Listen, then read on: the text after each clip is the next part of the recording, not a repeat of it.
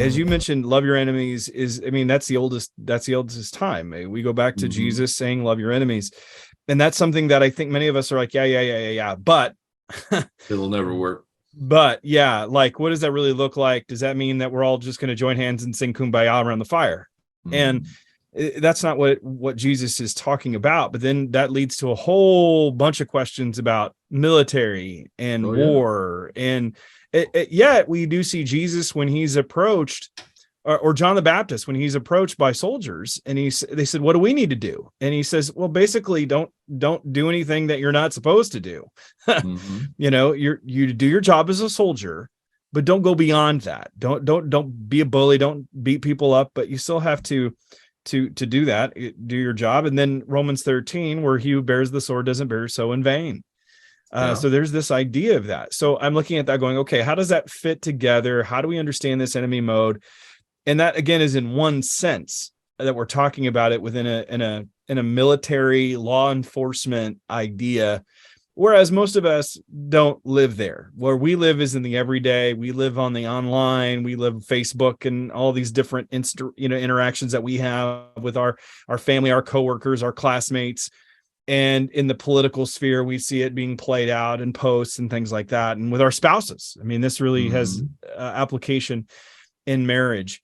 As we're talking about this, though, you mentioned a lot about attachment, and you mentioned there's an example that you give of having someone, and I'm not remember what scientist or group it was, that they had brought in a picture of someone they hated, and they did a study of what the brain did, but it was also, and correct me if I'm wrong and I'm misremembering, but there's something that happened in the brain that's also the same thing that happened with someone they loved, as well as someone they hated. The same part of the brain's fired up. Is that right? Yeah, the very strange profile that these English researchers found is that what lights up when you hate somebody is the same as what lights up pretty much when you fall in love. So it's like, whoa, there's a peculiar overlap. And what is that overlap? Why is that? Why does that happen? Well, because you sense a very close connection to the person. You're thinking about how you want to interact with them in both cases. They fire up a lot of emotions for you when you're thinking about them. And if you think about the case of David's son who ends up raping his sister Tamar, the very things that made him feel in love ahead of time after the rape were the same things that made him hate her. And in fact, the Old Testament word that says the reason why incest is a sin is because it's hesed, it's attachment. And it's forming an attachment that you can't actually live with. And so now what happens if we're attached to somebody who our mind tells us is not life-giving? All of a sudden we're in a whole, we're tethered to trouble, we're tethered to pain, you find out one of the worst things to find out is that, for instance, somebody that you're connected with is a serial killer. Like, oh no, that's terrible. How do I disconnect from this? And so this hatred is, I'm tethered to, I'm connected to somebody who I feel is going to be life-taking instead of life-giving. And now how do I deal with that in very distressing attachment to someone else? And if it weren't for that, a lot of domestic abuse, incest and molesting, all those other things wouldn't be as painful as they are, except that now you're connected or tethered to somebody who's destroying your life instead of someone who's building your life.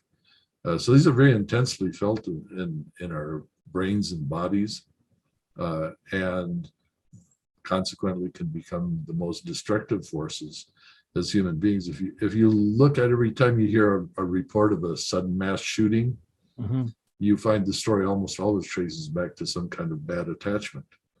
They went in and shot up the beauty shop because the woman they were in love with, they thought was cheating on them. And so, these are the kinds of stories that, go behind the most hideous crimes that we're listening to. And so, again, if you mess with my attachments one way, it makes me probably the most dangerous person I can be.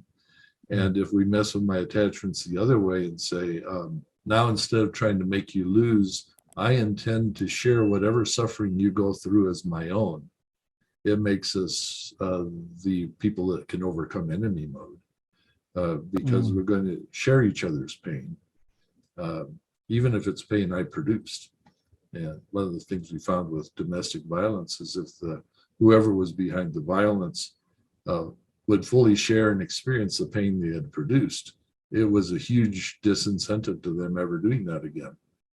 It really, I can't hurt you if I intend to feel and share with you all of the hurt that I've produced. My brain goes, hey, that's a dumb plan. Don't go there. I was at a breakfast with a professor whose parents had been in the concentration camps. Mm-hmm. He was not a Christian, and we got into a discussion, and he said, next time you get into a fight with your wife, don't say, I'm sorry. And I thought, well, that doesn't work. Mm-hmm. He said, instead of saying you're sorry, describe to her what your action did to her. Mm-hmm. And the more I thought about it, I decided to try it. And I said, I recognized that my words were demeaning. It made you feel less. She felt heard. And I was entering into that pain is what I was, and I was identifying with it. Mm-hmm. So when we understand how to identify with another's pain in that attachment, and you're saying that attachment has a shared power.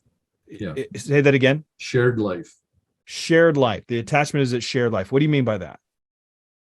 Well, when I'm attached to you, the things that keep you alive keep me alive. The things that are killing you are killing me. It's an intention to share our life experience together. So our lives are really connected in some significantly important way. That's why we attach to the people who feed us. That's the primary mechanism for it. The people who share our feelings, we attach to them as well. So again, you're saying, I'm going to share your experience, whether it's a hard one or a good one. And so whatever happens to your life affects my life, significantly, deeply. And that shared experience is what attachment is about.